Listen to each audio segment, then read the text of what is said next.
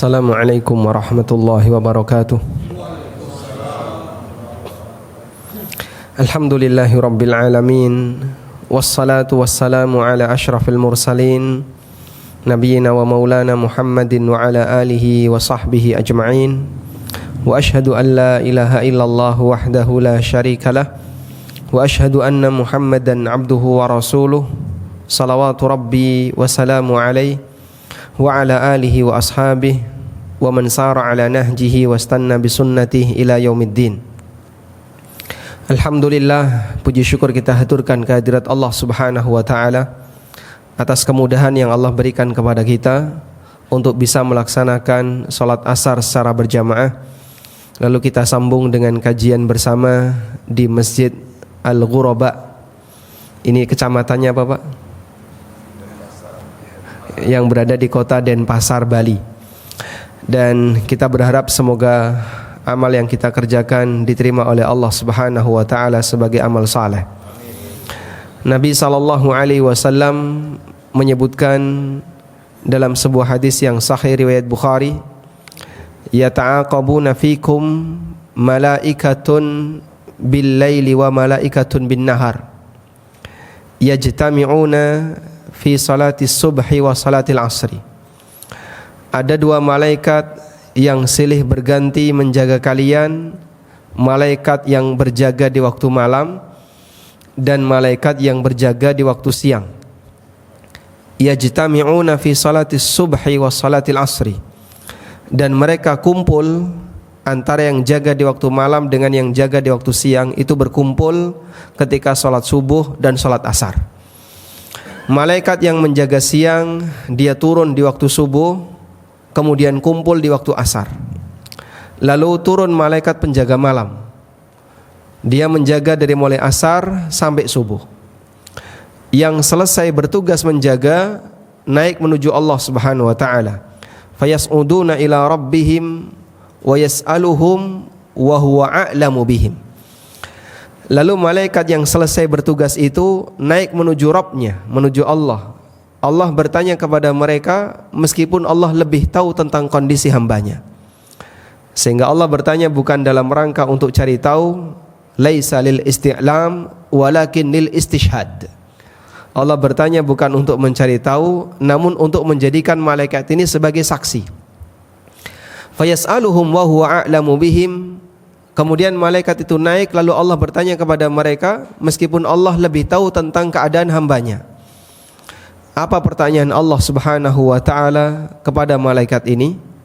Allah Subhanahu wa taala bertanya, "Kaifa taraktum ibadi?" Bagaimana kondisi terakhir ketika kalian meninggalkan hambaku?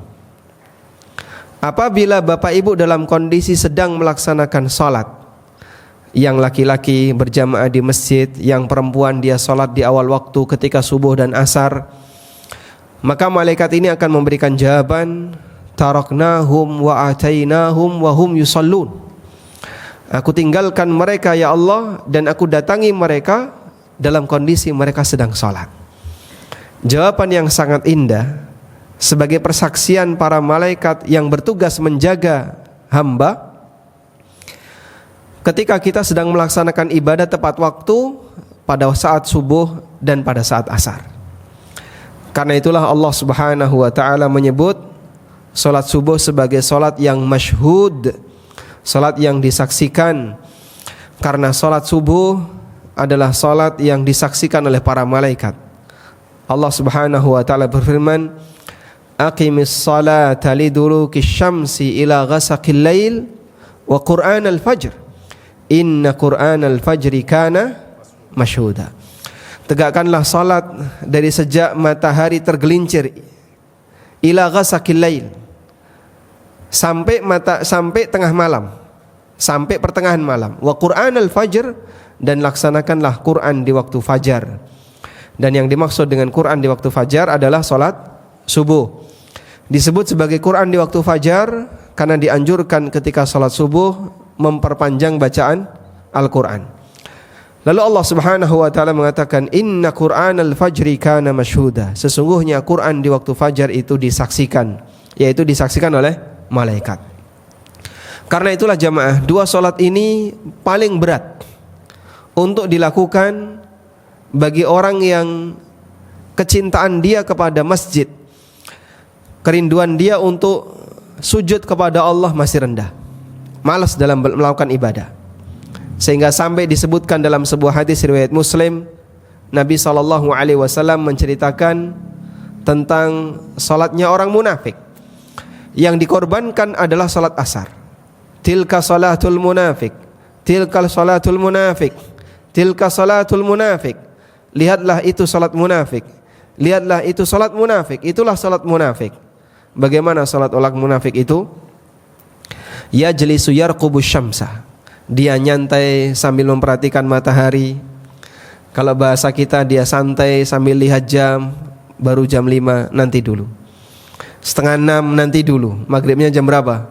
Jam 6, jam 6 kurang seperempat nanti dulu, jam 6 kurang 10 menit nanti dulu. Begitu jam 6 tinggal 10 menit, tinggal 5 menit, yang quru arba'an, kata Nabi SAW, hatta idza kana baina qarnai syaitan, sampai ketika matahari itu berada di antara dua tanduk setan, artinya sudah berada di titik ketika mau tenggelam. Yang quru arba'an, dia mematuk sebanyak 4 kali. Maksudnya apa, Pak? Sujudnya aja cepat, sehingga gerakan dia saking cepatnya digambarkan seperti mematuk 4 kali. La yadhkurunallaha illa qalila, mereka tidak ingat Allah kecuali hanya sedikit sekali. Sehingga salatnya sangat tidak berkualitas, dan disebut oleh Nabi, meskipun orang ini salat, tapi salatnya gaya munafik. Sebagai seorang mukmin, kita tidak menghendaki yang seperti itu. Disebut munafik saja kita tidak mau, apalagi sudah mengerjakan salat masih disebut munafik. Tentu kita tidak menghendakinya. Tapi ada orang yang salatnya disebut oleh Rasulullah SAW sebagai salatnya munafik, disebabkan karena dia malas-malasan dalam melaksanakan salat, tidak banyak berzikir kepada Allah Subhanahu wa taala. Salat asar itu kan kata orang yang paling nanggung ya. Kalau kerja asar sudah selesai belum? Belum pulang, masih aktif bekerja. Sehingga ketika mau dihentikan sementara, itu tukang malas, Pak, turun dari bangunan hanya untuk salat asar. Ini masih nanggung. Bagi mereka yang berada di tempat kantoran, mau menuju masjid ketika salat asar, malas karena teman-temannya nggak ada. Sehingga jarang sekali orang bisa melaksanakan salat asar tepat pada waktunya. Salat subuh ketiduran atau belum bangun, sehingga dia malas untuk membuka kelopak matanya. Dia nggak kuat untuk mengangkat kelopak matanya, meskipun dia kuat ngangkat barbel sekian kilo. Tapi berapa gram ini? Ini berapa gram ini? Masya Allah. Cuman ketika subuh itu, Masya Allah, beratnya luar biasa untuk membuka mata. Padahal orang ini kuat, bahkan dia atlet angkat besi. Jamaah ilmukan Allah Subhanahu wa taala. Karena itu ada janji besar bagi mereka yang menjaga salat subuh dan salat asar. Sebagaimana disebutkan dalam hadis riwayat Abu Dawud, Rasulullah sallallahu alaihi wasallam bersabda, "Man shallal bardaini dakhalal jannah." Barang siapa yang salat di 2 waktu dingin, maka dia akan masuk surga. Yang pertama, salat subuh, itulah salat dingin di malam hari. Dan yang kedua adalah salat asar, dan itu salat dingin di siang hari. Tayyib. Karena itu jamaah yang dimuliakan Allah, dengan merutinkan untuk selalu bergabung bersama kaum muslimin, bareng-bareng melaksanakan salat asar secara berjamaah. Bagi bapak-bapak dan bagi ibu-ibu, meskipun tidak berjamaah di masjid, tapi dia tepat waktu ketika di rumah, kita berharap semoga mendapatkan saksian yang lebih dari malaikat, sebagaimana yang disebutkan oleh hadis yang tadi kita bacakan. Dan malaikat yang tadi disebutkan oleh Nabi SAW itu sebenarnya disebutkan oleh Allah di surat Ar-Ra'du. Allah sebutkan di surat Ar-Ra'du, Allah berfirman, lahu mu'aqibatun min baini yadayhi wa min khalfihi yahfazunahu min amrillah. Allah memiliki malaikat mu'aqibat yang menjaga hamba dari depan dan dari belakang. Mereka menjaga hamba sesuai dengan perintah Allah. Kata Al-Hafidz Ibnu Katsir, pada diri seorang manusia ada 4 malaikat. 2 malaikat pencatat amal dan 2 malaikat penjaga. 2 malaikat pencatat amal yang disebut oleh Allah Subhanahu wa taala, ma yalfidhu min qaulin illa ladaihi raqibun atid. Tidak ada satupun kalimat yang keluar dari lisan manusia kecuali di sana ada raqibun atid. Raqib dan atid ini bukan nama tapi sifat. Raqibun artinya yang selalu mengawasi. Atidun artinya selalu hadir dan tidak pernah absen. Dan yang kedua, 2 berikutnya adalah malaikat penjaga yang menjaga dari depan dan menjaga dari belakang. Sehingga dalam kejadian apapun, ketika Allah belum takdirkan sang hamba ini akan mendapatkan kecelakaan, maka hamba ini pasti akan selamat. Makanya dalam banyak kasus ketika ada kecelakaan hebat ya, semua orang dewasa mati, yang hidup anak kecil usia 2 tahun. Padahal secara perhitungan anak kecil usia 2 tahun sudah bisa lompat? Belum, lari aja masih jatuh. Namun Masya Allah, yang pintar lompat malah mati, yang gak bisa lompat hidup. Allah Subhanahu wa ta'ala menjaganya.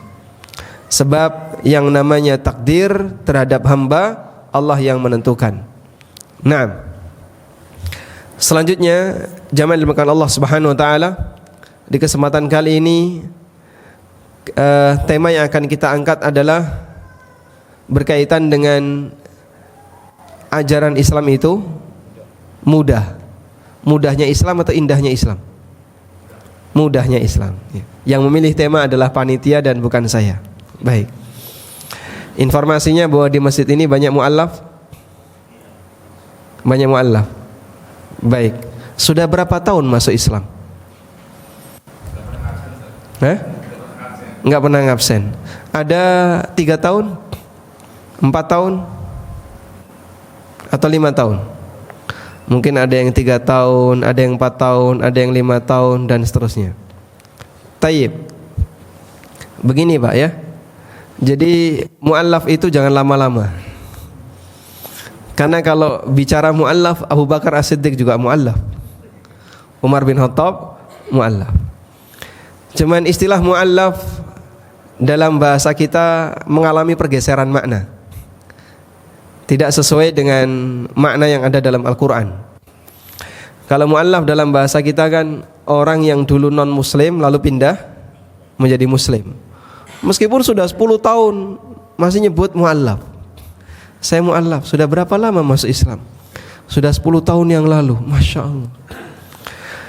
Kalau 10 tahun masih disebut mu'allaf, Abu Bakar mu'allaf, Umar mu'allaf, dikala mereka tiba di kota Madinah dalam posisi sebagai mu'allaf.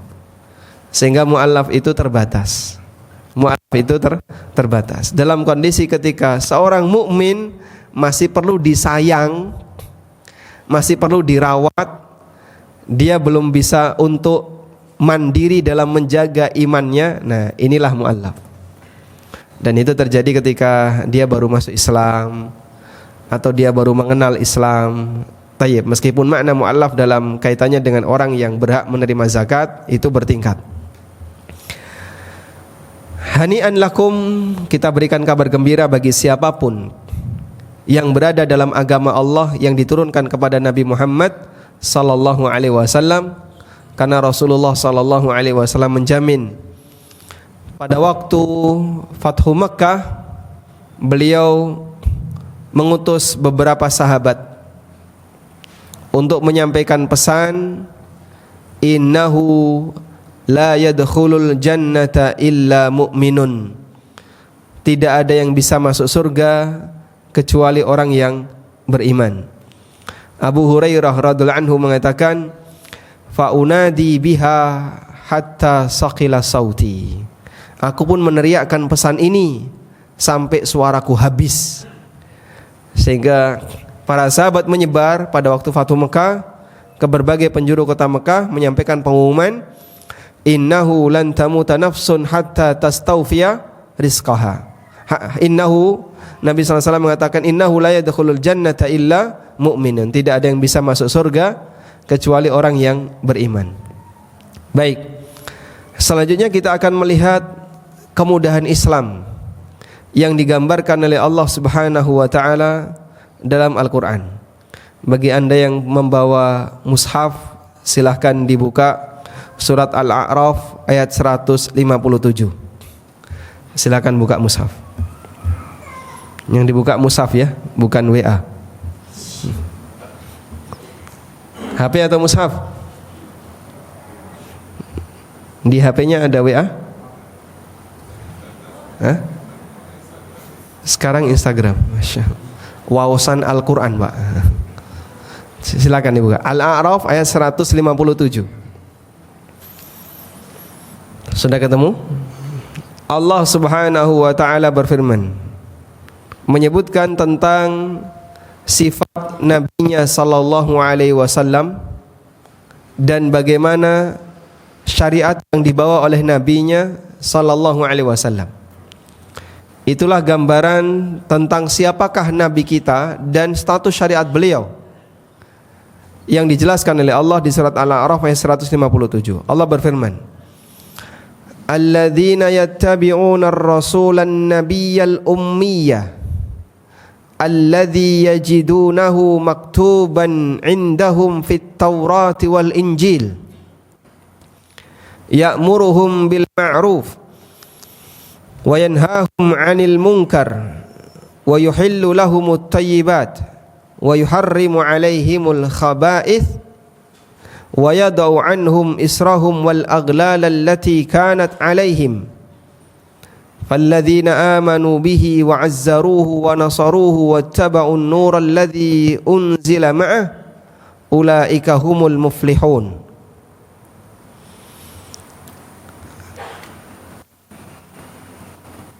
Sudah ketemu? Baik. Di ayat sebelumnya Al-A'raf 156, Allah Subhanahu wa taala menegaskan, wa rahmati wasi'at kulla syai'. Rahmatku meliputi segala sesuatu. Diriwayatkan bahwa ketika Allah menurunkan ayat ini, wa rahmati wasi'at kulla syai', rahmatku meliputi segala sesuatu, iblis langsung mengatakan, wa ana minasyai', dan aku bagian dari sesuatu. Berarti aku juga mendapatkan rahmat Allah. Paham? Baik. Allah berfirman, wa rahmati wasi'at kulla syai', rahmatku meliputi segala sesuatu. Langsung iblis mengatakan, wa ana minasyai', dan aku juga bagian dari sesuatu. Lalu Allah turunkan lanjutannya, fasa'aktubuha lilladzina yattaqun wa yu'tunaz zakata walladzina hum biayatina yu'minun. Aku tetapkan bagi orang yang bertakwa, menunaikan zakat, dan mereka beriman kepada ayat-ayat kami, sehingga iblis tidak masuk. Tapi Yahudi dan Nasrani angkat tangan. Kami juga punya sifat seperti itu. Kami bertakwa, kami menunaikan zakat dan mengimani ayat-ayat Allah, yaitu Taurat dan Injil.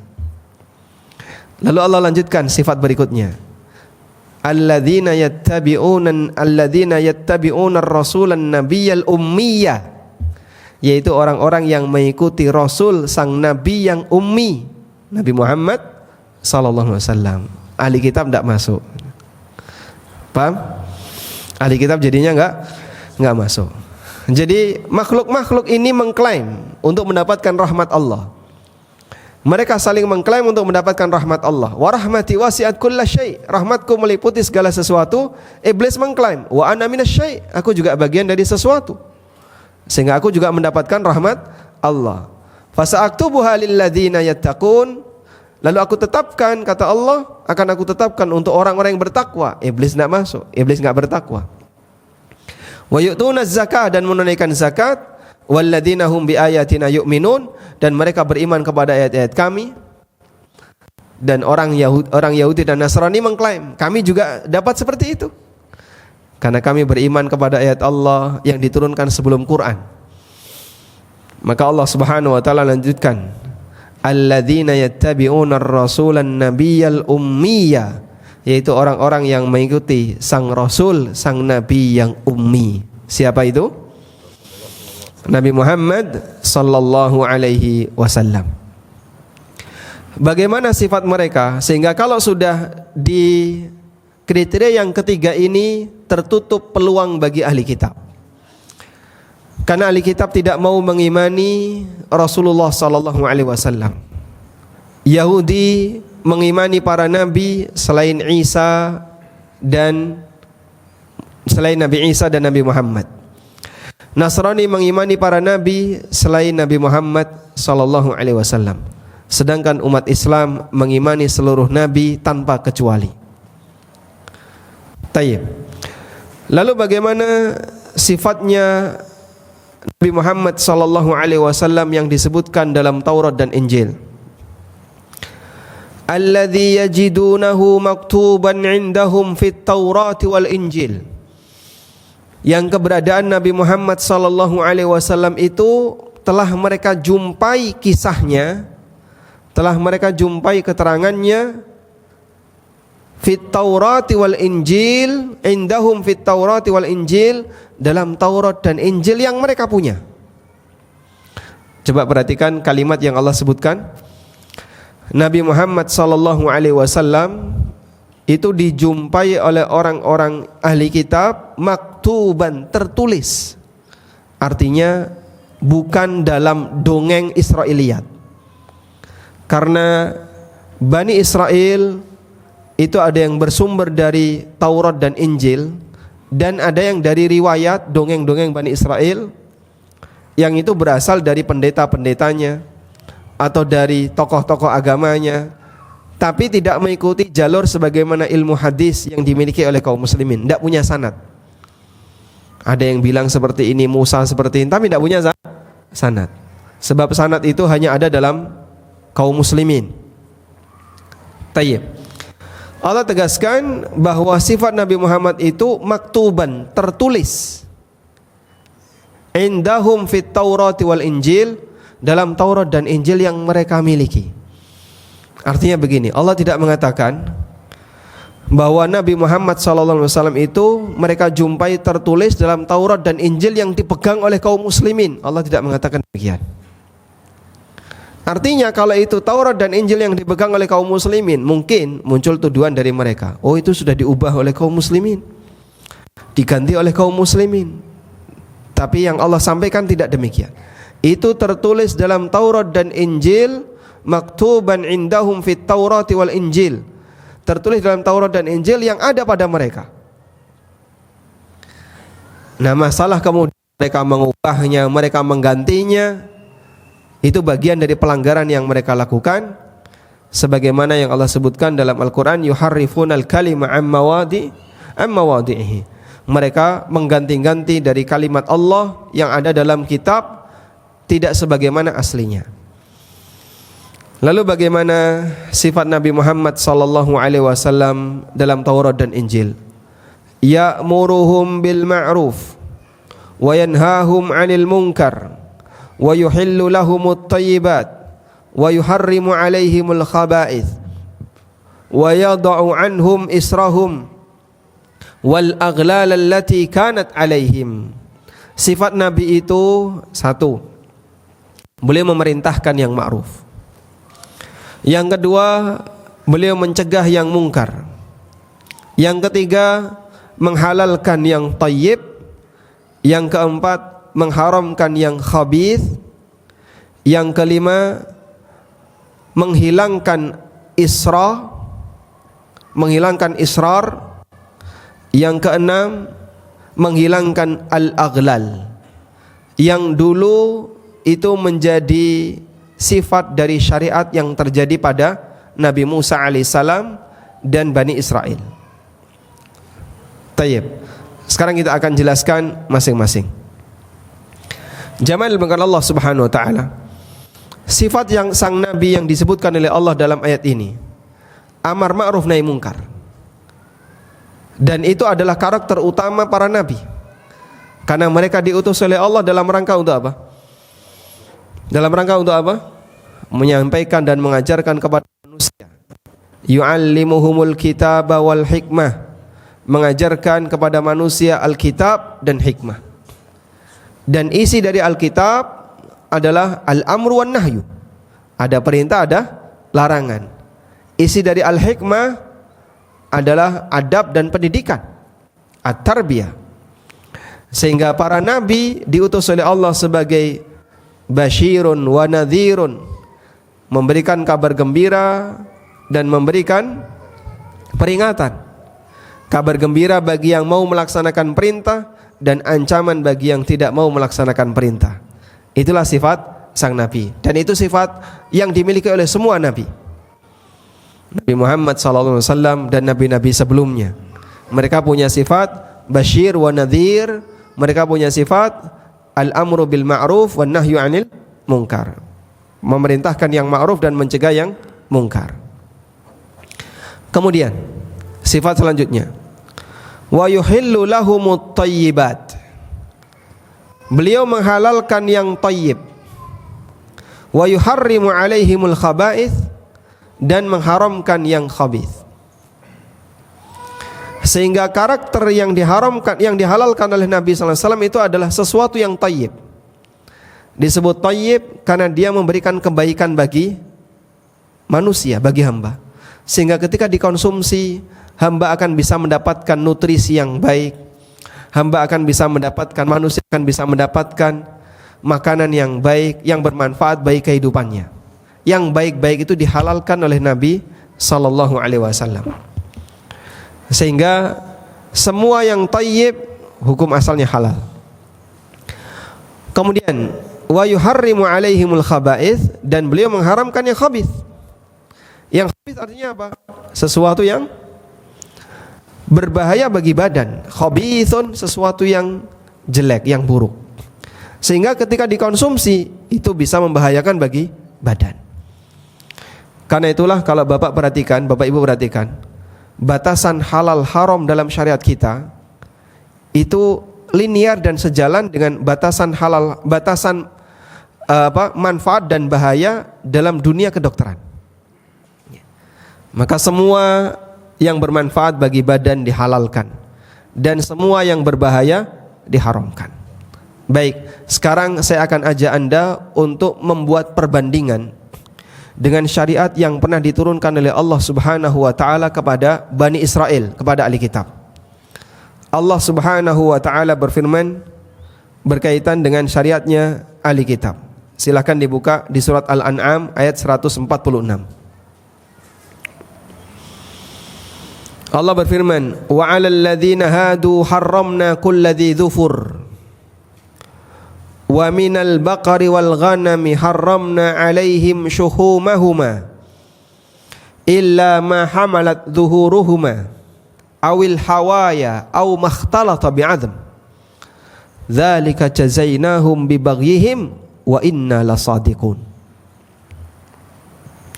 Bagi orang-orang Yahudi, aku haramkan mereka untuk mengkonsumsi binatang berkuku satu. Binatang berkuku satu contohnya, binatang berkuku satu, kuda. Terus yang lain, binatang berkuku satu, kuda, keledai. Terus apa lagi? Sudah pernah lihat kakinya belum? Belum. Coba nanti diperiksa ya. Yang jelas yang kita ketahui, kuda itu kuku satu ya, sapi itu kukunya dua, pecah dia, kambing juga pecah. Baik. Allah Subhanahu wa taala menyebutkan orang Yahudi itu diharamkan untuk mengkonsumsi binatang berkuku satu. Wa minal baqari wal ghanam, sementara sapi dan kambing yang dihalalkan oleh Allah ternyata tidak 100%. Ada bagian yang diharamkan. Haramna alaihim syuhumahuma. Kami haramkan kepada mereka lemaknya. Sehingga Masya Allah ya, yang ahlul ghanam. Man ahlul ghanam? Oh, yang biasa nyembelih kambing dan lihat bagaimana situasi nyembelih kambing. Pak, kalau misalnya Pak, dalam minuman ini dikasih sebuah cairan ya. Setelah saya tetesi cairan, ternyata mengubah warna, tapi warna itu mengapung di permukaan. Sudah? Kemudian saya dikasih aturan, bagian yang berubah warna tidak boleh kau minum. Maka sebelum saya minum cairan ini, sebelum saya minum air yang ada dalam gelas ini, yang saya usahakan apa? Membersihkan dulu. Saya akan buang bagian yang apa? Yang berubah warna tadi. Dan otomatis konsekuensinya ketika membuang bagian yang berubah warna, pasti saya akan mengurangi bagian yang bening. Iya enggak? Karena saya tidak mungkin bisa pas. Ini pas yang berubah warna, sisanya ini bening semua. Enggak mungkin. Pasti nanti akan saya lebihkan sekian mili. Paham? Baik. Maka orang Yahudi dengan syariat yang mereka miliki, bahwa mereka tidak boleh mengkonsumsi lemak, sebelum makan daging diirisi dulu, Pak. Bersihkan dulu lemak-lemaknya, dan itu pasti akan mengurangi bagian dagingnya. Karena tidak mungkin, Pak, bisa persis itu tidak mungkin. Karena kalau melanggar, kena dia. Masih ada tuh lemak nempel dikit, tidak boleh. Dia akan bersihkan sampai mengurangi sebagian dagingnya. Bagian yang halal itu terbuang sebagian. Bahasa kita ya, repot dulu untuk makan. Mau makan kambing itu, Pak, repot dulu, Pak. Dalam syariat kita tidak ada yang kayak gitu. Sehingga seutuh kambing itu kalau doyan sampai sak jeroan-jeroan nih, ya, silahkan dimakan. Kulit kambing bisa nggak dimakan? Oh, zen, masya Allah, zen. Kulit kambing, Pak. Tadi malam buat, Oh iya, masya Allah. Berarti nanti malam ada juga ya?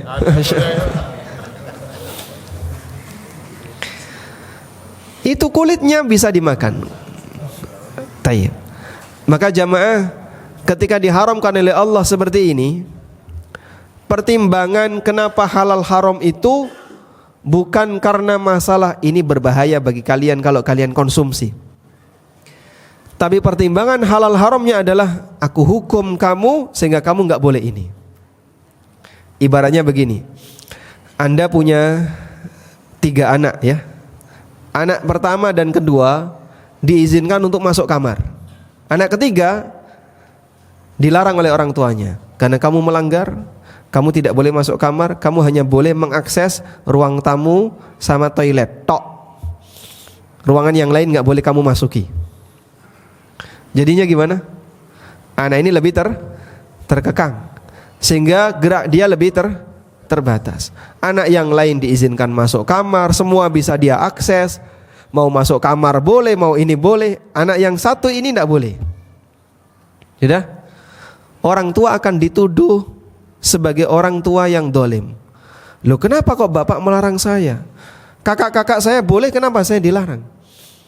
Apa alasannya? Masyarakat yang lain diizinkan oleh Allah. Kalau kamu mau makan kambing, makan semuanya, silahkan. Tapi kenapa Yahudi dilarang untuk mengkonsumsi lemaknya? Baik, Allah Subhanahu wa taala jelaskan di lanjutan ayat. Dzalika jazainahum wa inna lasadiqun. Demikianlah aku berikan balasan kepada mereka dan kami benar dalam melakukan seperti ini. Kenapa kamu enggak boleh? Karena kau melanggar. Dan memberikan hukuman bagi yang melanggar itu perbuatan yang tidak melanggar keadilan, bukan kezaliman. Karena kau melanggar maka kau dihukum. Dan hukuman itu bentuknya ada 2. Pertama, dia disakiti, atau yang kedua, hak dia dicabut sebagian. Dan Allah Subhanahu wa taala ketika menjelaskan kenapa Allah berikan aturan ini kepada Yahudi. Kalau pertimbangannya kayak gini ya. Wahai anak, kamu jangan minum ini ya. Karena kalau kamu minum ini kamu batuk. Anak melarang anaknya minum cairan tertentu karena itu berbahaya bagi sang anak. Orang tua ini berbuat seperti itu benar atau tidak? Benar. Karena dia tahu yang maslahat bagi anak. Tapi kalau orang tua melarang anak tanpa alasan, kamu nggak boleh. Ini hanya boleh untuk saudaramu, kamu nggak boleh. Dolim. Lah apa? Kenapa dia nggak boleh, saudaranya boleh? Berarti dia dolim. Sekarang coba kita lihat dalam syariat Allah. Umat Muhammad boleh makan kambing seutuhnya, lemaknya boleh dimakan. Lalu kenapa Yahudi nggak boleh? Di mana keadilan Allah? Maka jawabannya, Allah berikan itu karena Allah memberikan hukuman kepada mereka. Dzalika jazainahum bibaghyihim, itulah balasan yang kami berikan disebabkan karena kezaliman yang mereka lakukan. Wa inna lasadiqun, dan kami benar dalam melakukan itu. Karena memberikan hukuman sehingga sebagian di antara hamba Allah dikasih aturan yang lebih ketat, termasuk antara bentuk kezaliman. Bukan termasuk di antara bagian dari kezaliman. Paham insyaallah jemaah? Baik. Subhanallah. Itulah salah satu di antara contoh kalau kita bandingkan dalam syariat Nabi Muhammad SAW, ketetapan halal haram itu pertimbangannya karena masalah madarat dan manfaat. Ini dihalalkan oleh Allah karena dia bermanfaat. Ini boleh karena dia bermanfaat. Tapi yang ini kenapa tidak boleh? Karena ini memberikan banyak madarat. Ini memberikan membahayakan. Ini berbahaya bagi orang yang mengkonsumsinya. Khamar tidak boleh. Kemudian semua turunannya yang memabukkan tidak boleh, baik yang bentuknya cairan maupun yang tidak cairan. Narkoba dan seterusnya. Rokok. Yang ngomong rokok bukan saya ya jamaah. Cuman saya mengulang saja ya, untuk menegaskan rokok ya. Masuk nggak Pak? Masuk. Karena memberikan apa? Madarat yang besar bagi orang yang mengkonsumsinya. Sehingga bagian ini ketika dikonsumsi dilarang, pertimbangannya adalah itu berbahaya bagi hamba.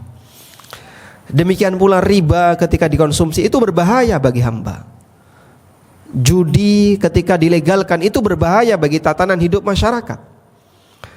Maka kenapa di sini Allah halalkan dan Allah haramkan? Pertimbangannya murni karena untuk kebaikan bagi hamba. Sekarang saya mau tanya Pak, kalau ada orang menetapkan undang-undang, manusia ketika menetapkan undang-undang, mungkin nggak dia punya kepentingan Pak? Ajibu. Mungkin nggak orang ketika menetapkan undang-undang dia punya kepentingan? Ya? Mungkin atau pasti? Masya Allah. Ada yang jawab pasti, ada yang jawab mungkin ya. Tayyib. Dalam dugaan kita, ketika undang-undang itu ditetapkan, ya, ada kemungkinan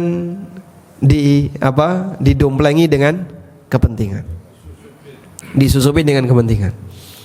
Sekarang coba, ketika Allah Subhanahu wa Ta'ala menetapkan aturan untuk kita, mungkinkah Allah punya kepentingan?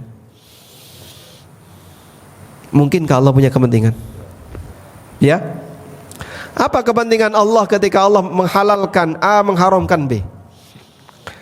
Apakah ketika bapak ibu meninggalkan sesuatu yang haram, kemudian kerajaan Allah semakin megah? Sepeser pun tidak. Kalau Anda taat, apakah kuasa Allah makin bertambah Pak? Bertambah atau tidak Pak? Sepeser pun tidak. Sehingga kita taat maupun kita maksiat sama sekali tidak mempengaruhi kuasanya Allah dan kerajaan Allah Subhanahu wa Ta'ala. Anda mau ibadah maupun mau meninggalkan ibadah, mau taat maupun membangkang, sepeser pun itu tidak menambah maupun mengurangi kerajaan Allah. Makanya jangan sampai kita punya anggapan ketika kita taat maka Allah akan semakin jaya. La haula wala quwata illa billah. Subhanallah dari anggapan semacam ini. Jangan sampai kita punya anggapan ketika kita semakin taat kepada Allah, ketika kita ibadah, atau ibu-ibu misalnya pakai jilbab, maka kerajaan Allah akan semakin luas wilayahnya. Subhanallah, Allah enggak butuh kita. Karena itu disebutkan dalam hadis qudsi, Allah Subhanahu wa Ta'ala berfirman, Ya ibadi, law anna awwalakum wa akhirakum wa insakum wa jinnakum, tafadhal, kanu ala atqa qalbi rajulin wahidin minkum. Wahai para hambaku, andaikan makhluk pertama sampai yang terakhir, jin dan manusia, semuanya menjadi makhluk yang hatinya paling bertakwa di antara kalian. Jadi yang bertakwa hatinya. Anggap semua manusia itu seperti Nabi Muhammad sallallahu alaihi wasallam. Apa kata Allah Subhanahu wa taala? Ma zada dzalika fi mulki syai'a. Sepeser pun itu tidak menambah kerajaanku. Ya ibadi law anna awwalakum wa akhirakum wa insakum wa jinnakum. Wahai para hambaku, andaikan makhluk pertama sampai yang terakhir, jin dan manusia, kanu ala afjari qalbi rajulin wahidin minkum. Mereka dalam kondisi hatinya paling apa? Paling jahat di antara kalian. Misalnya semuanya seperti iblis misalnya. Ma naqasa dzalika fi mulki syai'a. Sepeser pun itu tidak mengurangi kerajaan Allah. Sehingga Allah itu tidak butuh kita jamaah. Kita mau taat, mau maksiat, sepeser pun tidak menambah maupun mengurangi kerajaan Allah. Lalu kenapa Pak kok ada aturan ini halal, ini haram, ini tidak boleh, ini riba, ini gharar, ini judi, resign sekarang. Kita kalau ngaji muamalah kan isinya kayak gitu ya. Makanya kalau bicara masalah muamalah halal haram, orang berani beda pendapat karena masalah pendapatan. Sehingga ketika dinasihati, ini tidak boleh, kamu harus tinggalkan, ini riba, kamu harus hijrah, tinggalkan. Oh itu Masya Allah, nggak kuat dia, ngeyel dia. Baik, jamaah dimuliakan Allah Subhanahu Wa Taala, aturan itu bukan karena Allah punya kepentingan, tapi semuanya untuk siapa Pak? Untuk kemaslahatan hamba. Sehingga siapa yang memperhatikan aturan syariat Allah, maka dia akan tahu betapa itu semuanya adalah untuk kasih sayang hamba. Tapi kenapa hamba itu tidak mau untuk mengikutinya? Ibarat orang yang dia punya anak kecil, karena dia nggak ngerti, maka anak itu ketika dinasihati orang tuanya dia ngeyel. Coba kalau bapak punya anak ya, lalu anak bapak mainan pisau. Sebagai orang tua yang sayang kepada anaknya, kira-kira yang tepat gimana? Aduh ini cuma pisau, nanggung, ini lo pedang. Udah kamu main pedang aja, jangan pisau ya. Bapak izinkan kamu main pedang. Kira-kira gitu Pak. Ada anak mainan mercon. Waduh ini nanggung, ini jangan mainan mercon, ini lo gas melon. Tapi bapak yang sayang kepada anak, ketika melihat anaknya seperti ini akan dilarang. Jangan, ini berbahaya. Kamu nggak boleh main seperti ini. Anak berontak. Kok saya mau main ini nggak boleh, ini nggak boleh, ini nggak boleh. Nah, dibilangnya oleh anak yang nggak ngerti, bapak nggak sayang anak. Karena anaknya nggak ngerti. Tapi dengan kasih sayang sang bapak kepada anak, meskipun anak itu protes, padahal itu untuk sejatinya untuk kebaikan anak, bapak tidak marah Pak. Bapak tetap memaafkan. Walillahil matsalul a'la. Dan Allah Subhanahu wa taala punya sifat yang jauh lebih sempurna. Kasih sayangnya meliputi seluruh hambanya. Sehingga saat hambanya dikasih aturan, ada yang ngeyel. Kenapa? Innahu kana zaluman jahula. Karena karakter manusia itu zalim dan bodoh. Kenapa zalim? Kenapa zalim? Karena dia suka mendolimi dirinya sendiri. Kenapa bodoh? Dia nggak tahu akibatnya. Ngerti nggak Pak? Ini berbahaya. Tapi saya seneng ya Mas. Tapi itu berbahaya bagi Bapak.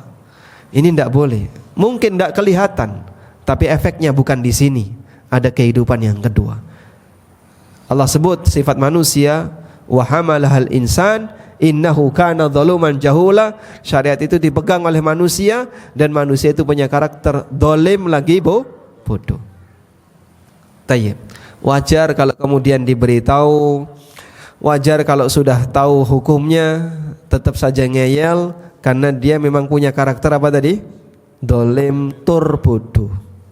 Zalim dan bodoh. Baik, selanjutnya jamaah. Sifat berikutnya yang dimiliki oleh Nabi sallallahu alaihi wasallam, wa yadha'u anhum israhum. Nabi Muhammad sallallahu alaihi wasallam itu menghapuskan israhum. Apa yang dimaksud dengan isra? Seperti dalam doa yang kita baca. dalam doa yang kita baca yang diajarkan oleh Allah Subhanahu wa taala di akhir surat Al-Baqarah. Allah Subhanahu wa taala berfirman mengajarkan kepada kita sebuah doa. Rabbana la tu'akhidna in nasina aw akhtana. Rabbana wa la tahmil alaina isran kama hamaltahu. Rabbana la tuhammilna. Wahai Rabb kami, jangan kau berikan beban kepada kami. Isran, sebuah beban berat, kama hamaltahu 'alal ladzina min qablina, sebagaimana yang telah engkau berikan kepada orang-orang sebelum kami, yaitu siapa? Bani Israel. Apa sih bentuk beban itu? Allah berikan kepada mereka tambahan tugas yang sangat memberatkan bagi mereka. Digambarkan dalam tafsir Al-Baghawi, beberapa beban yang diberikan kepada Bani Israel. Ketika Al-Baghawi menyebutkan makna dari Isra wal Aghlal, kata beliau diantaranya adalah tarkul amal fis sabti. Mereka tidak boleh melaksanakan atau mereka tidak boleh bekerja di hari Sabtu. Enggak boleh mencari sumber pendapatan di hari Sabtu. Ada enggak dalam syariat kita hari Jumat libur kerja? Hari Jumat enggak boleh kerja, ada Pak? Ada? Enggak ada. Ya. Sehingga hari Jumat kita masih boleh enggak Pak nyari sumber pendapatan? Boleh. Boleh masuk kerja. Dulu Bani Israel ketika hari Sabtu bukan enggak boleh kerja saja Pak, enggak boleh kerja dan enggak boleh cari sumber pendapatan. Tidak boleh beraktivitas ketika hari Sabtu, fokus untuk ibadah. Ya mungkin kalau persamaan di tempat ini ya seperti ketika Nyepi ya. Begitu sudah masuk orang enggak boleh beraktivitas duniawi. Fokus untuk ibadah. Sampai bagian dari aturan terhadap Bani Israel, kalau mereka berperang masuk hari Sabtu harus stop, tidak boleh perang. Makanya dalam kisah Nabi Yusha bin Nun yang mereka ketika berperang sampai di daerah musuh mepet di Jumat sore, maka Nabi Yusha sallallahu alaihi wasallam mengatakan kepada matahari, innaki ma'murah wa ana ma'mur. Kau diperintahkan dan aku juga diperintahkan. Allahumma hbas, ya Allah tahan matahari ini sampai engkau memberikan kemenangan kepada kami. Hadis sahih disebutkan oleh Syekh Albani di silsilah ahadits sahihah. Di jilid pertama itu berkaitan dengan mustaqbalul Islam, masa depan Islam, itu beliau sebutkan tentang motivasi-motivasi agar kita cinta kepada Islam. Baik.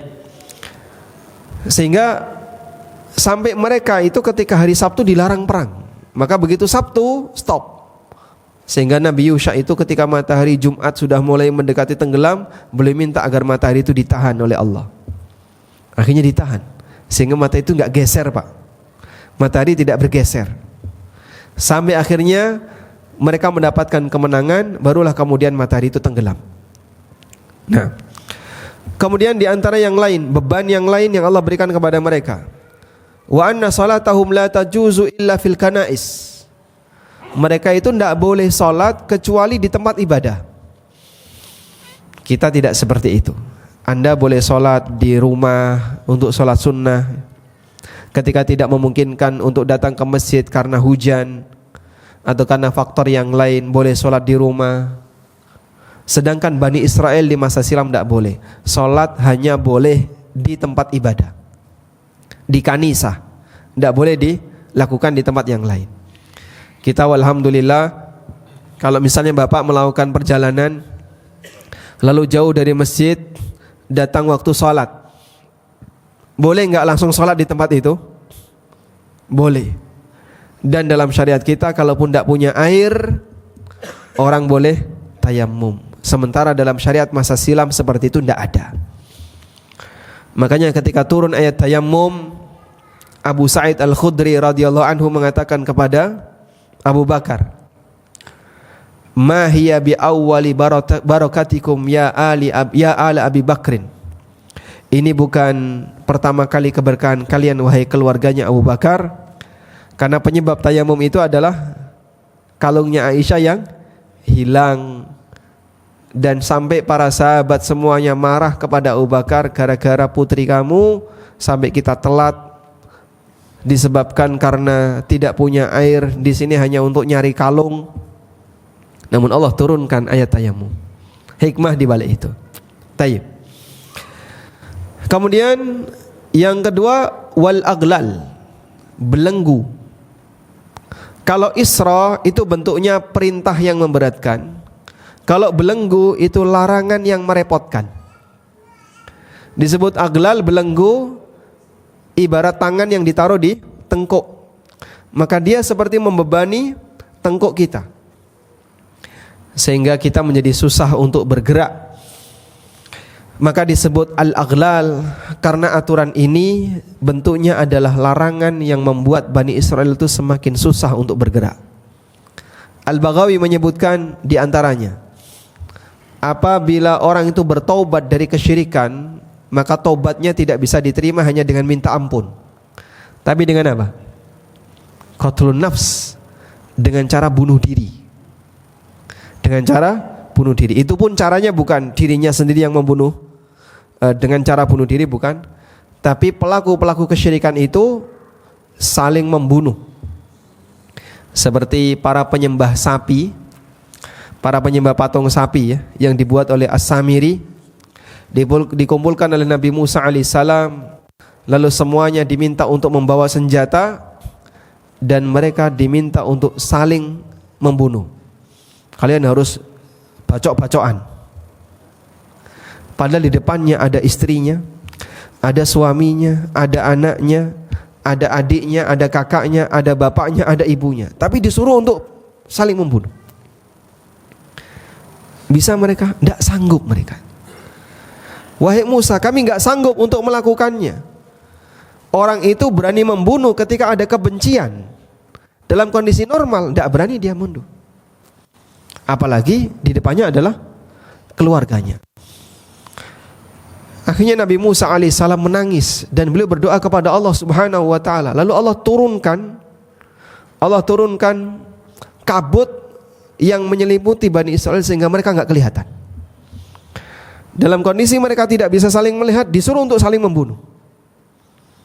Gelap, saling membunuh, sehingga entah mungkin dia menggayuhkan senjatanya, mungkin dia yang kena duluan, entah kena kupingnya, kena tangannya, tapi harus saling membunuh sampai mati. Bacok-bacokan dalam satu tempat, Pak. Dan itu hukuman yang luar biasa yang pernah dialami oleh Bani Israel. Dalam Islam tidak ada seperti itu. Orang yang pernah berbuat syirik, lalu dia bertaubat kepada Allah, cukup mohon ampun kepada Allah, dan bertekad meninggalkan kesyirikannya, tidak ada perintah untuk saling membunuh sebagaimana yang pernah dialami oleh Bani Israel. Lalu kalau mereka melakukan kesalahan dengan anggota badan apapun, maka anggota badan itu harus dipotong. Maling potong tangan. Kalau ngambilnya pakai kaki, ya, misalnya malingnya pakai kaki, Pak, kakinya dipotong. Sehingga kalau orang melakukan kesalahan sementara pelakunya kakinya yang dipotong. Selanjutnya, wa qardun najasati 'ani thawbi bil miqrad. Apabila ada kain yang terkena, pakaian yang terkena najis, maka bagian yang terkena najis itu dipotong. Subhanallah. Kita sampai kayak gitu, Pak? Tidak, cukup dicuci. Repot itu, Pak. Sehingga dia kalau kemudian mau buang air, mau berurusan dengan najis, maka mungkin pakaiannya diamankan dulu biar nggak kena potong. Dan itu menunjukkan bagaimana Allah Subhanahu wa taala memberikan aturan yang berat bagi mereka. Selanjutnya, kalau terjadi pembunuhan, maka tidak ada diat, adanya hanya kisos.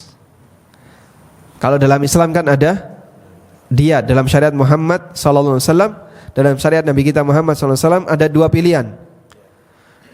Kalau enggak ridho, kisos. Kalau ridho, diat bagi keluarga korban. Dan seterusnya, Itulah al-aghlal allati kanat alaihim, yang menjadi syariat umat sebelum kita. Begitu datang Nabi Muhammad sallallahu alaihi wasallam, semua ketentuan itu dihapuskan. Saya kadang merasakan ya, betapa adanya aturan itu yang membuat orang jadi bikin repot. Begitu dihilangkan, dicabut, orang jadi bahagia. Contoh ya, sederhana saja, sederhana ya. Kemarin waktu ada peraturan kalau mau umroh harus pakai kartu kuning. Di Surabaya sekian ratus jamaah nggak jadi berangkat. Padahal Masya Allah mereka sudah siap di bandara. Akhirnya travelnya menanggung kerugian sekian, hanya gara-gara suntik vaksinnya kurang dari 14 hari. Ada yang suntik vaksinnya sudah 14 hari, tapi karena berangkatnya terlalu pagi ya. Lalu pihak yang memverifikasi vaksin belum hadir, sehingga bagian imigrasi nggak mau tanda tangan, nggak mau ngecap, mereka nggak bisa berangkat. Dulu sebelumnya ada biometrik ya. Orang kalau mau umroh harus biometrik kan. Di foto apa? Iris, retina atau iris? Pokoknya matanya lah. Di foto matanya. Sudah. Aturan itu ketika dihilangkan, Masya Allah, travel itu langsung alhamdulillah. Travel itu senangnya, dan jamaah banyak yang senang. Berarti kita nggak suntik lagi ketika mau umroh. Contoh sederhana Pak, satu aturan begitu dihilangkan di negara kita, itu jamaahnya senangnya luar biasa. Waktu Covid kemarin ya, gerak kita kan dibatasi ya. Ketika gerak kita dibatasi, yang mau naik pesawat PCR. Nah, berapa PCR? 1 juta sekian. Repot kan? Begitu PCR dihapuskan, orang pada senang, langsung berubul ya. Lalu ada aturan harus antigen, nah, itu masih repot. Ada aturan harus swab antigen. Ada aturan harus apa? Booster. Sehingga ada yang nggak memenuhi syarat, ada yang memenuhi syarat. Adanya aturan itu buat apa? Sebagian orang jadi merasa kerepotan. Begitu aturan itu dicabut, wajib pakai masker, sudah nggak wajib lagi. Itu orang senengnya Pak. Padahal ini aturan yang konsekuensinya kalaupun dilanggar hanya urusan duniawi. Sudah? Aturan yang berlaku bagi Bani Israel demikian banyak. Ketika dicabut oleh Nabi Muhammad SAW, dengan hadirnya Nabi Muhammad SAW, seharusnya kita sebagai umat Islam bersyukur, alhamdulillah. Itulah kemudahan yang diberikan oleh Allah Subhanahu wa taala kepada syariat Nabi kita. Kalau sudah seperti ini, maka jangan diremehkan, jangan digampangkan. Islam itu mudah, tapi jangan dianggap diremehkan. Jangan menggampangkan.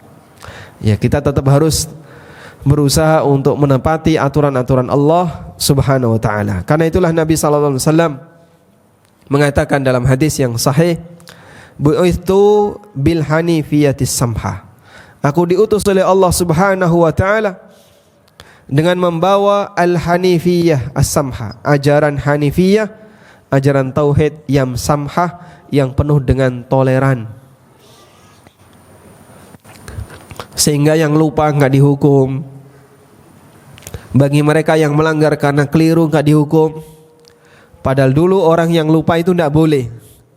Terpaksa enggak boleh. Semuanya akan mendapatkan hukuman. Wallahu ta'ala alam. Walhamdulillahi rabbil alamin.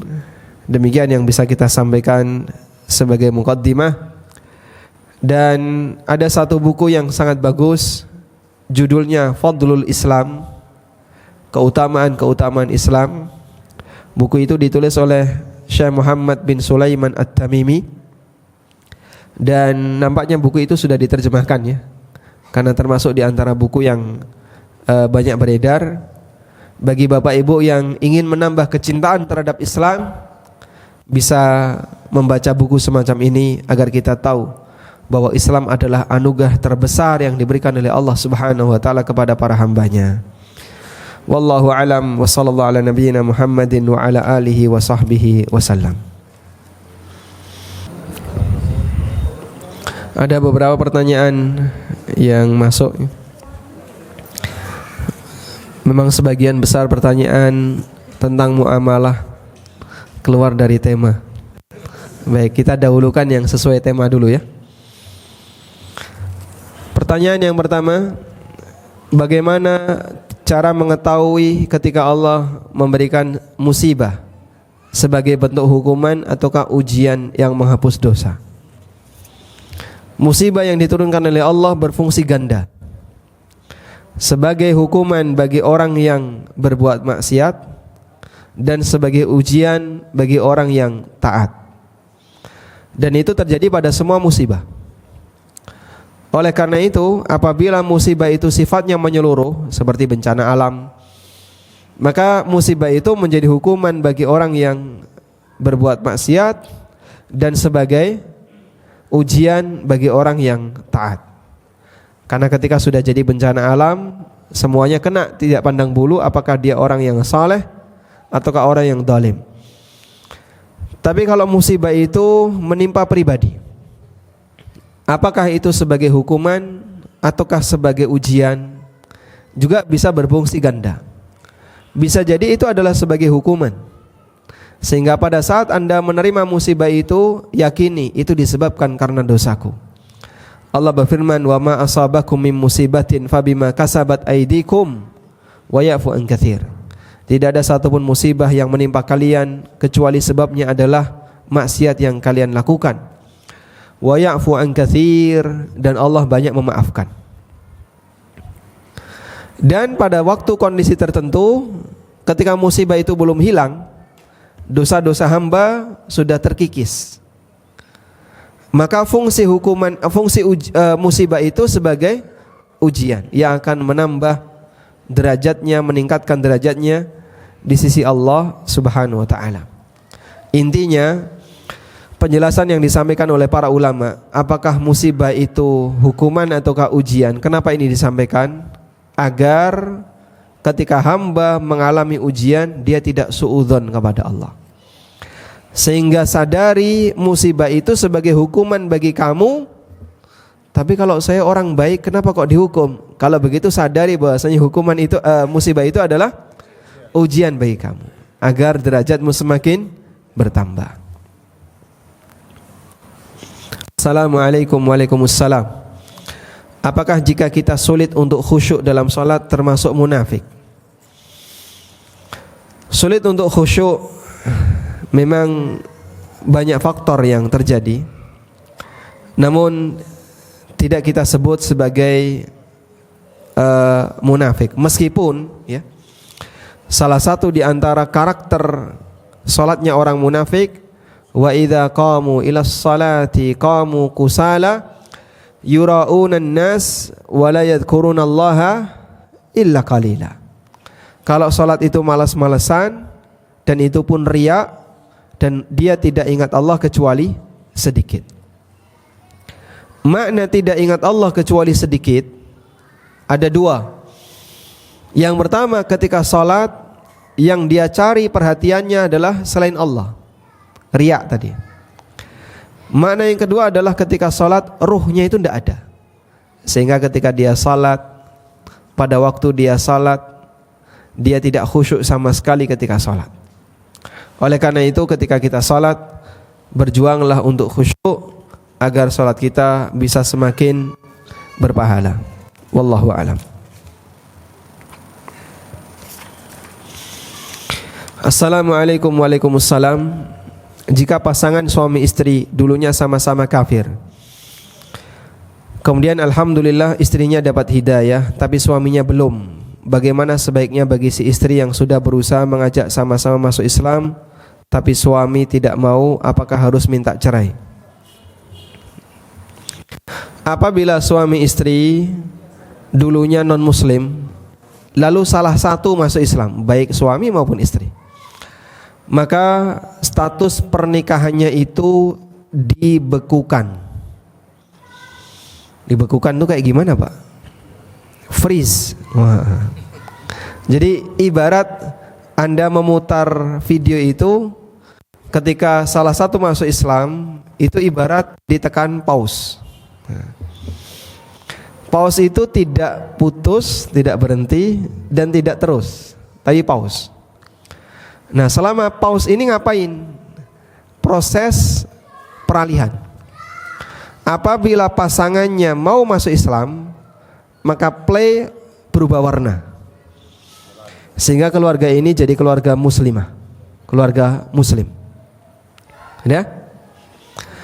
Tapi ketika yang satunya nggak mau masuk Islam, ditunggu dalam rentang waktu tertentu. Setelah rentang waktu tertentu, kemudian memutuskan, saya tidak akan masuk Islam sama sekali, saya tidak akan masuk Islam, maka putus. Begitu ditunggu, ternyata tidak mau masuk Islam, jadinya loguen. Itu mati jadinya videonya, ya. Ya. Maka mereka bukan suami istri lagi. Sudah? Paham insyaallah di sini? Baik. Yang jadi pertanyaan, selama masa freeze itu, selama masa pause, apa yang harus dilakukan? Mereka tidak boleh berdekatan. Sehingga seperti orang yang belum menikah, maka si lelaki ini orang yang bukan suaminya, si istri ini bukan istrinya. Tapi mereka pernikahannya belum putus, cuman mereka tidak boleh mendekat. Demikianlah yang bisa kita simpulkan dari kejadian yang dialami oleh Zainab bintu Muhammad sallallahu alaihi wasallam. Zainab radhiyallahu anha, suaminya ketika Zainab hijrah, masuk Islam, hijrah, suaminya masih kafir.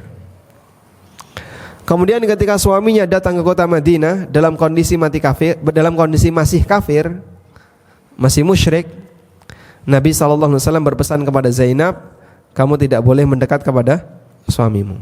Boleh bertemu tapi tidak boleh sentuhan. Sampai akhirnya suaminya ini masuk Islam dan mereka melanjutkan pernikahan tanpa akad ulang, tanpa diadakan akad nikah ulang. Maka salah satu masuk Islam itu tidak menyebabkan pernikahan jadi batal. Mafhum insyaallah? Nah, karena itu dalam posisi ini, nanti kalau sampai batas waktu tertentu suami Anda tetap tidak mau untuk masuk Islam, maka Anda harus gugat cerai. Sehingga dikasih waktu, saya tunggu Mas untuk masuk Islam, dikasih pendekatan, boleh nggak Pak setahun 2 tahun, silahkan. Sampai ketika sudah tidak lagi memungkinkan, kayaknya sudah tidak lagi memungkinkan suami Anda masuk Islam, maka nikahnya putus. Wallahu a'lam.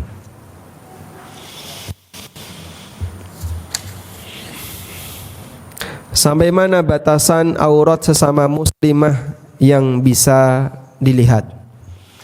Batasan aurat muslimah dengan muslimah sebagaimana batasan aurat lelaki muslim dengan lelaki muslim. Dari mulai pusar sampai lutut, area itu yang disebut dengan area aurat besar. Karena itu kalau seorang ibu-ibu menyusui anaknya di depan para muslimah, hukumnya diperbolehkan. Wallahu a'lam. Assalamualaikum. Waalaikumsalam. Ketika suami sering mengatakan cerai, akan tetapi dalam keadaan emosi, apakah jatuh talaknya? Jatuh atau tidak? Jatuh. Sah talaknya. Iya. Kalau nggak emosi nggak cerai, Pak.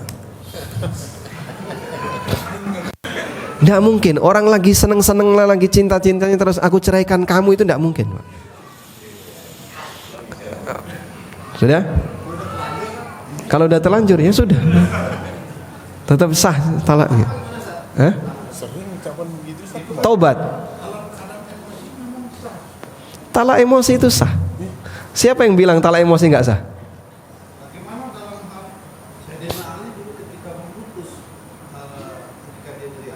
Ya. Hakim ketika memutuskan hukum itu tidak boleh emosi. Hakim jangankan memutuskan hukum dalam emosi, hakim kebelet itu nggak boleh memutuskan hukum. Hakimnya lagi kebelet itu, terus ada orang yang sedang kasus, gitu, dia nggak boleh memutuskan hukum. Selesaikan dulu hajatnya, baru memutuskan kasus. Baik. Terus katanya kalau emosi talak nggak sah. Talak tidak sah karena emosi itu dalam satu keadaan, yaitu indal ighlaq. Ketika dalam kondisi ighlaq.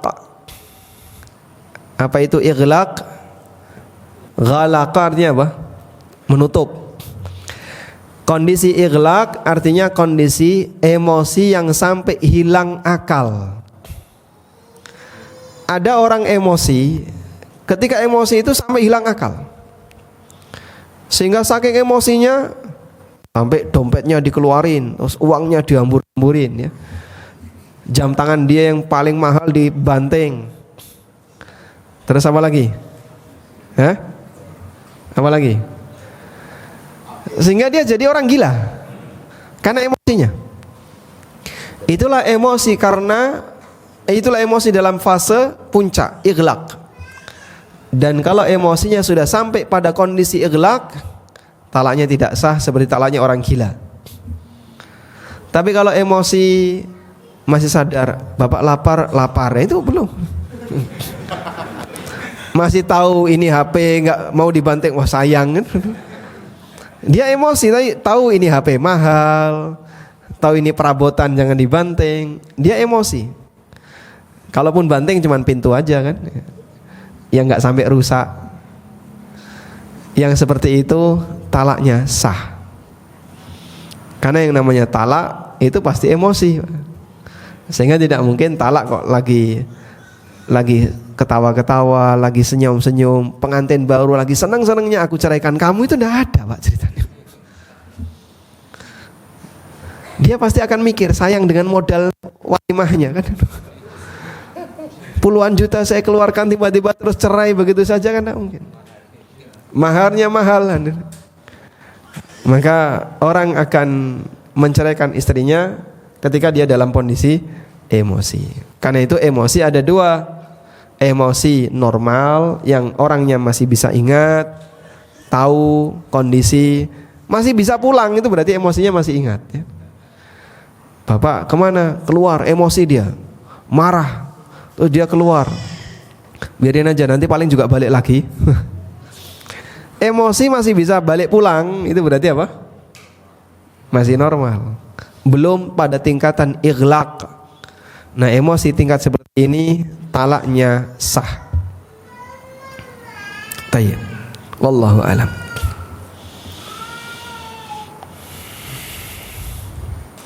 Assalamualaikum. Sembarangan bicara talak itu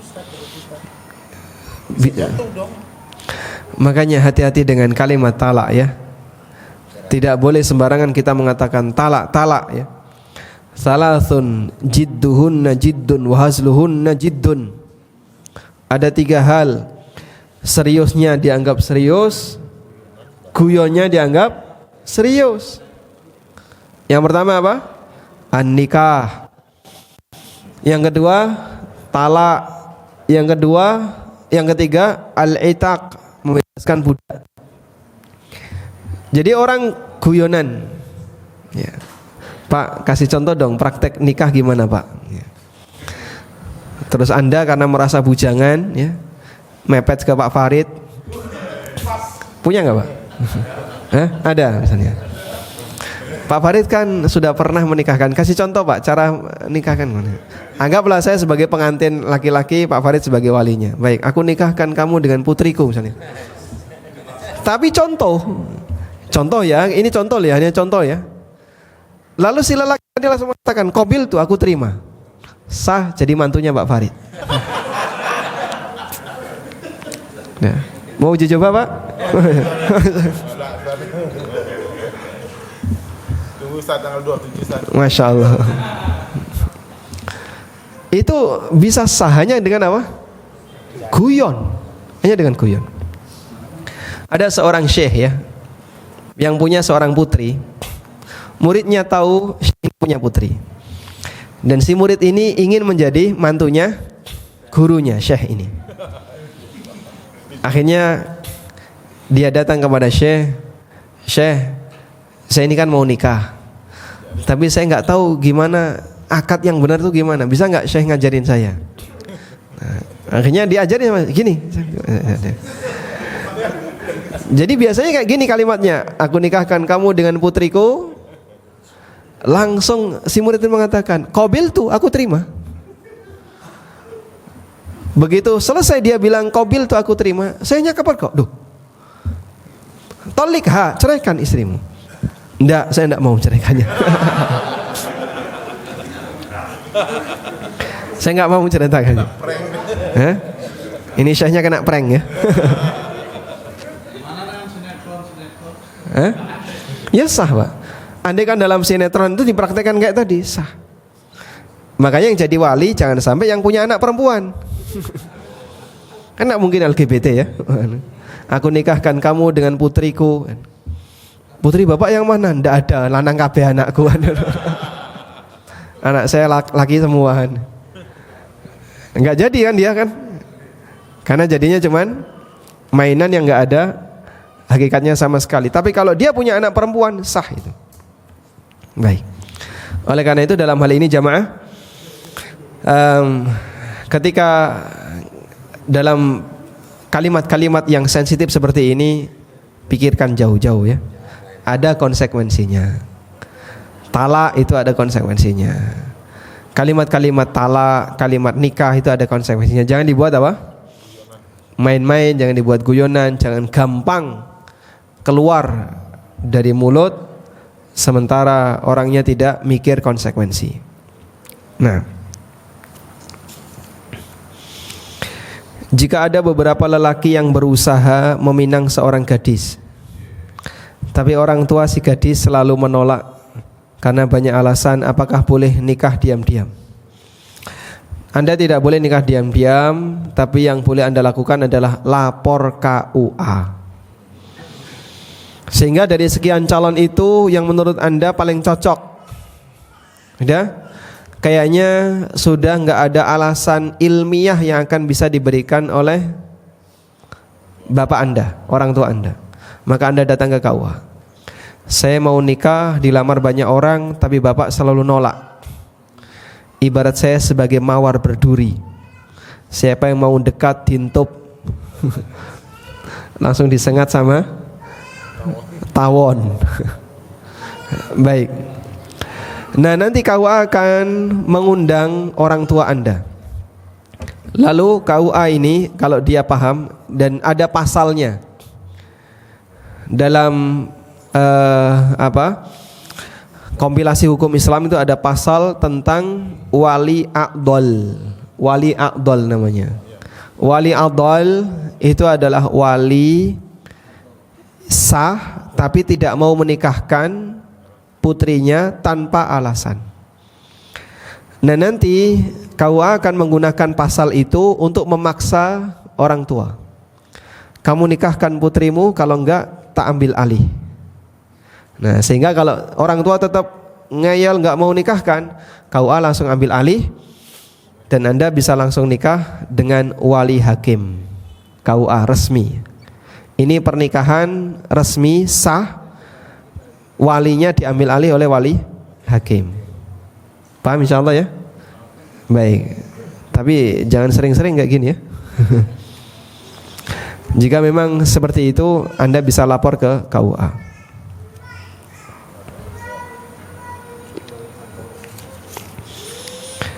Ketika ada seorang gadis yang hendak dilamar, akan tetapi si gadis punya masalah di rahim, agak susah untuk hamil, bahkan dokter memvonis mandul. Apakah harus diberitahukan kepada calon lelaki yang hendak melamarnya? Jawabannya na'am, harus diberitahukan. Syekh Ibnu Utsaimin rahimahullah menyebutkan bahwa ada 3 cacat yang harus diberitahukan kepada calon pasangan. baik lelaki maupun perempuan. Sehingga kalau lelaki melamar atau perempuan dilamar, maka ada 3 cacat yang harus diberitahukan. Yang pertama, cacat berkaitan dengan masalah keturunan. Lelakinya impoten, beritahu ya. Melamar tapi dia nggak bisa melakukan hubungan badan, harus memberitahu. Yang kedua, atau misalnya perempuannya mandul, harus memberitahu. Yang kedua, cacat yang bisa mengurangi proses istimta. Orang jadi nggak selera hubungan badan. Misalnya apa Pak? Kupingnya hilang satu. Misalnya cacat di kemaluan, itu bisa mengurangi proses hubungan badan, sehingga orang jadi nggak tertarik, baik lelaki maupun perempuan. Yang ketiga, cacat berupa penyakit yang mengurangi nilai, misalnya AIDS, ya. Terus apa lagi?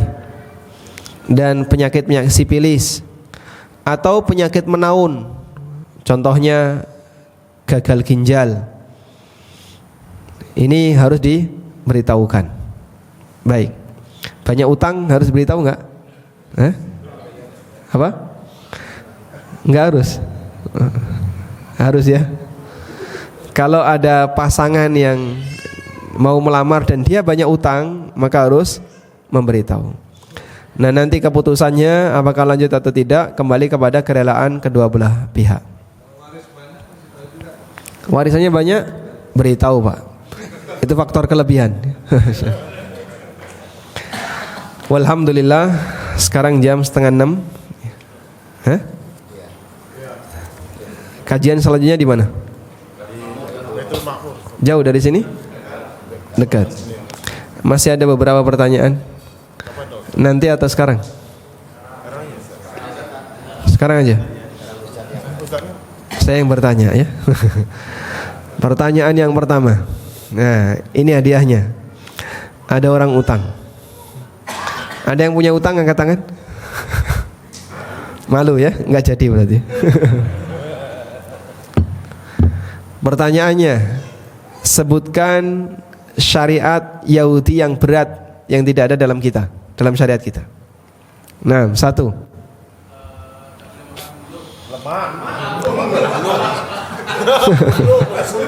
Nggak boleh makan lemak. Terus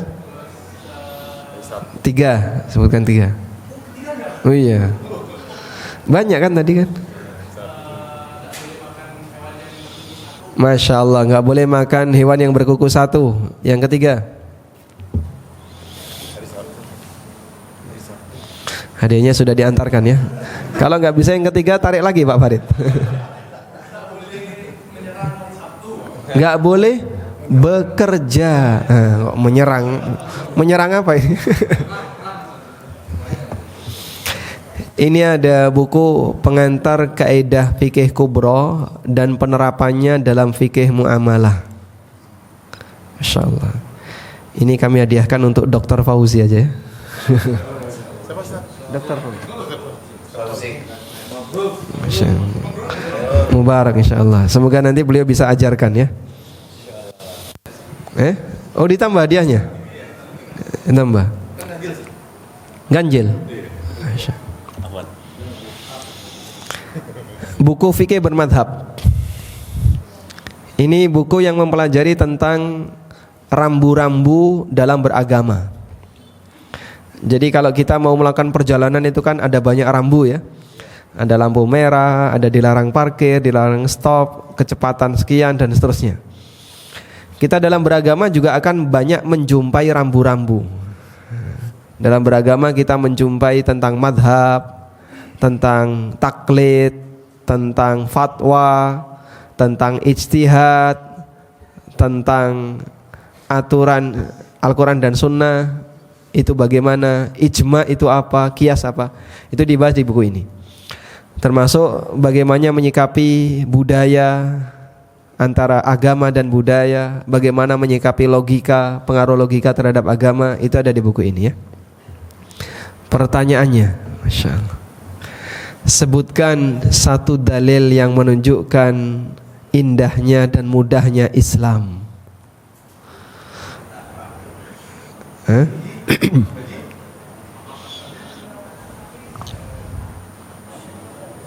Baik. Satu dalil yang menunjukkan mudahnya Islam. Nah, silakan. La ikraha fid din. Qad tabayyana ar-rusyd minal ghayy. Yang dimaksud tidak ada paksaan terhadap agama itu apa? Hah?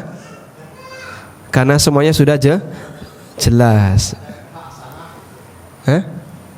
Coba yang lebih tepat akhir surat Al-Baqarah.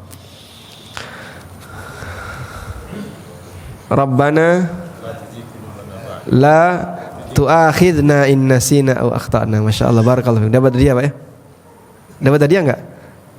Atau ragu untuk Anda merasa ragu kayaknya saya enggak jawab ya. Ibu-ibu ada yang mau jawab?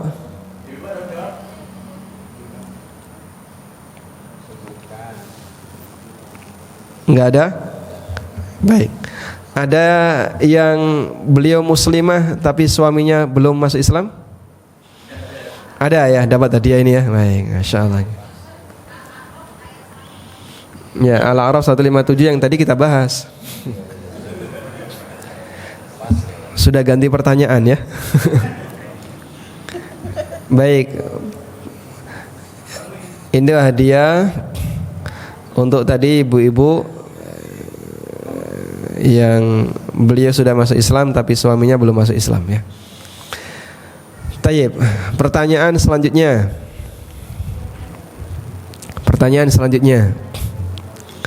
Sebutkan 5 kemudahan dalam syariat Islam.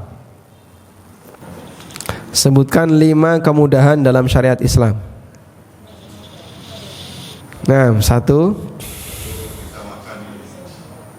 enak. Bisa makan enak ya. 2, semua bisa dimakan. Ketika najis berwudu, cukup dibersihkan. Najis itu membatalkan wudu nggak Pak? Membatalkan wudu. Selesai wudu, terus kena najis, misalnya kena kotoran anjing misalnya, itu batal wudunya enggak? Tidak. Baik, lanjutnya. Masya Allah, selanjutnya.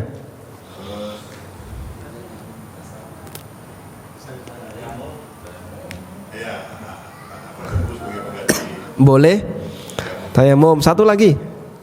Tadi yang double. Ada yang double. Boleh sholat sambil duduk, sambil semampunya. Masya Allah, barakallahu fiikum. Masya Allah. Kok pintar Pak ya? Mantunya siapa Pak? Dapat hadiah ini. Masya Allah. Oh, mau pertama lagi. Alhamdulillah. Baik, ini buat Bapak ya. Judul bukunya Ada Apa Dengan Riba. Masya Allah, barakallahu fiikum. Salam. Nah, walhamdulillahirabbil alamin. Ada beberapa pertanyaan yang belum terbaca. Nanti insya Allah akan kita bawa ke kajian berikutnya di Baitul Ma'mur, di Masjid Baitul Ma'mur ya. Masya Allah. Gimana? Dikit ya? Gimana? Nah, baik.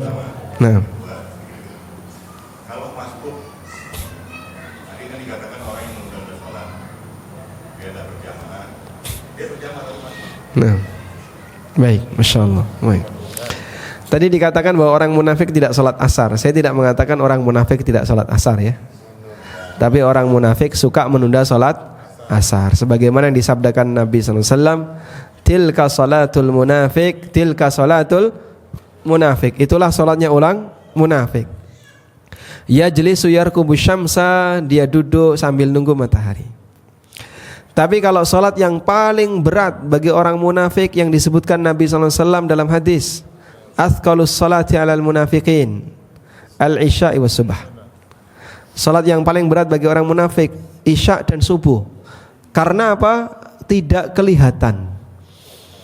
Sehingga orang munafik di masa Nabi SAW kalau isya nggak datang, subuh juga nggak datang, karena gelap.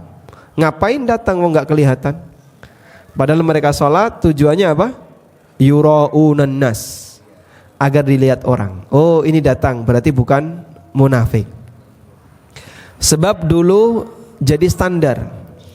Sebagaimana kata Ibnu Mas'ud radhiyallahu anhu, dan kami teringat wa ma takhallafa anna anis salah illa munafikun ma'lumun nifaq.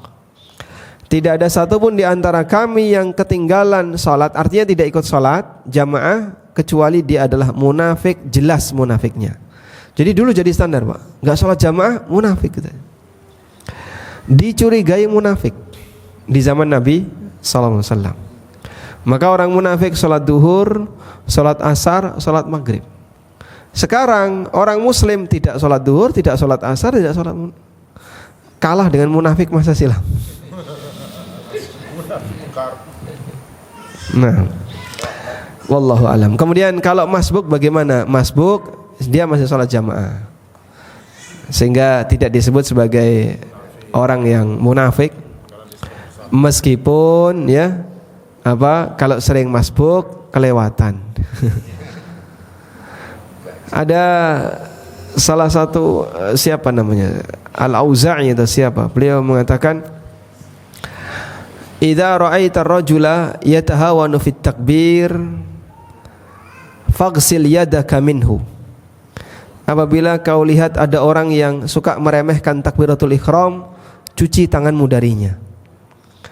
Maksud cuci tanganmu darinya itu jangan mengambil hadisnya dan jangan jadikan dia sebagai guru. Udah tinggalkan orang kayak gini. Kalau suka meremehkan takbiratul ihram. Sehingga standar ulama dulu, ini tokoh agama yang layak diikuti, dia hadir di masjid sebelum takbiratul ihram. Wallahu alam, wa sallallahu ala nabiyyina Muhammadin wa ala alihi wa sahbihi wa sallam. Wa akhiru da'wana alhamdulillahi rabbil alamin. Wassalamu alaikum warahmatullahi wabarakatuh. Subhanakallahumma wa bihamdika asyhadu